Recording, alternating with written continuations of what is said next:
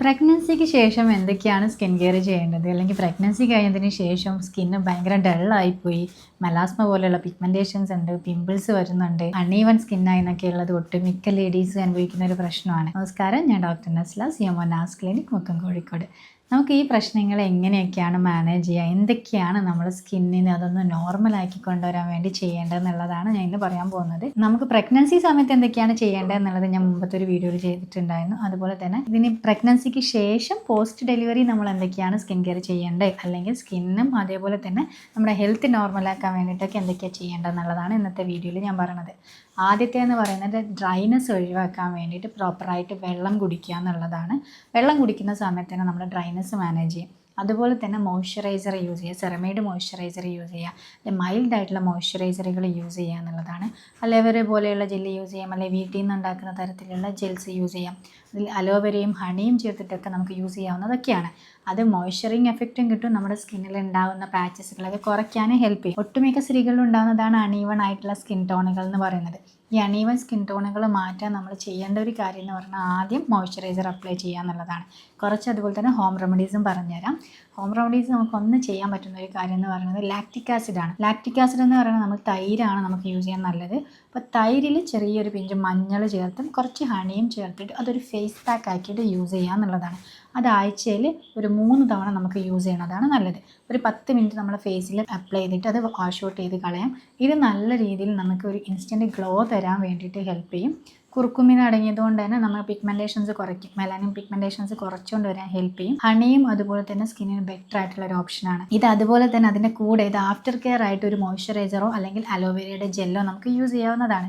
Aloe vera gel വീട്ടിൽ നിന്ന് ഉണ്ടാക്കുന്ന യൂസ് ചെയ്യുന്ന ഒരു ബുദ്ധിമുട്ടുണ്ടെങ്കിൽ അത് നോർമലായിട്ടുള്ള ഒരു മോയ്സ്ചറൈസർ നമ്മൾ യൂസ് ചെയ്താൽ മതി. ഇത് നല്ല രീതിയിൽ നമ്മുടെ സ്കിൻ ഇമ്പ്രൂവ് ആവാൻ വേണ്ടിയിട്ട് ഹെൽപ്പ് ചെയ്യുന്നതാണ്.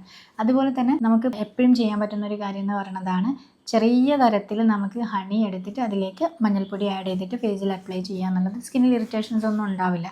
ചില ആളുകൾക്ക് തൈരോ അല്ലെങ്കിൽ അതുപോലെ ഹണിയോ ബുദ്ധിമുട്ടുണ്ടാക്കുന്ന ആളുകൾക്ക് പാല് കറക്റ്റായിട്ട് അപ്ലൈ ചെയ്യാവുന്നതാണ്. പാലാണെങ്കിലും നമ്മുടെ സ്കിന്നിന് ഒരു സൂത്തിങ് എഫക്റ്റ് കൊടുക്കാൻ വേണ്ടി ഹെൽപ്പ് ചെയ്യുന്ന ഒരു കാര്യമാണ്.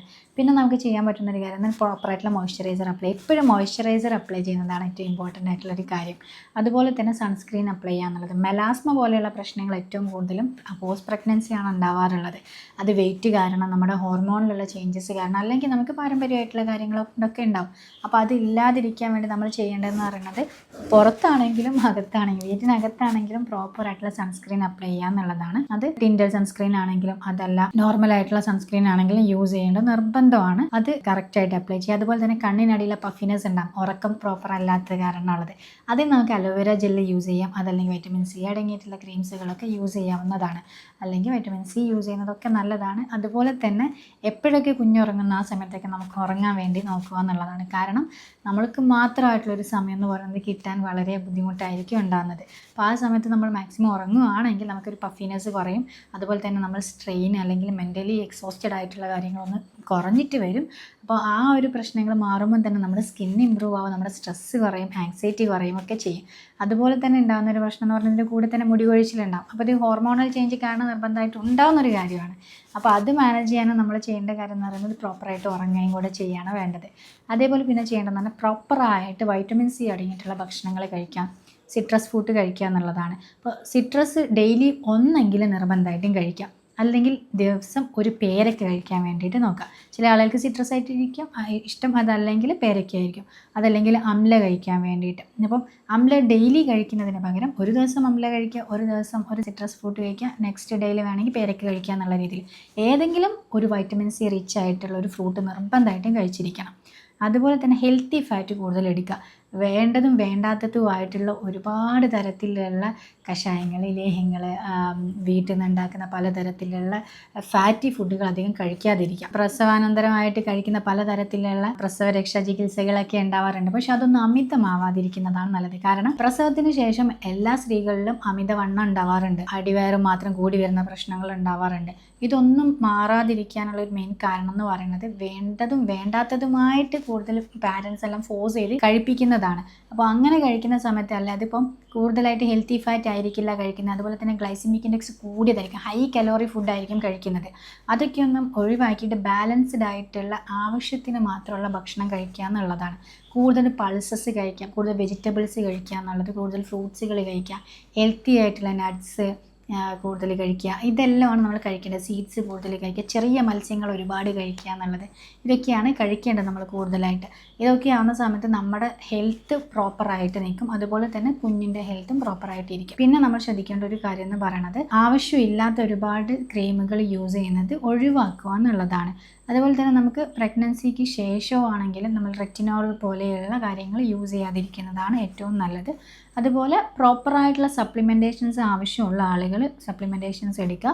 6 മാസത്തിന് ശേഷം നമുക്ക് പ്രോപ്പറായിട്ടുള്ള ഡയറ്റ് ഫോളോ ചെയ്യണതാണ് നല്ലത്. കുറച്ചെങ്കിലും കലോറി കുറച്ചിട്ട് ഡയറ്റ് ഫോളോ ചെയ്യണത് ഏറ്റവും നല്ലതാണ്. പതുക്കെ വെയിറ്റ് റെഡ്യൂസ് ചെയ്ത് കൊണ്ടുവരാനാണ് വേണ്ടത്. ഒരുപാട് ഭക്ഷണം കഴിക്കുന്ന ടെൻഡൻസി ഒഴിവാക്കിയിട്ട് ചെറിയ ക്വാണ്ടിറ്റിയിൽ ചെറിയ മീൽസുകളായിട്ട് എടുക്കുന്നതാണ് നല്ലത്. സ്പ്ലിറ്റ് ചെയ്ത് കഴിക്കുകയാണ് വേണ്ടത്.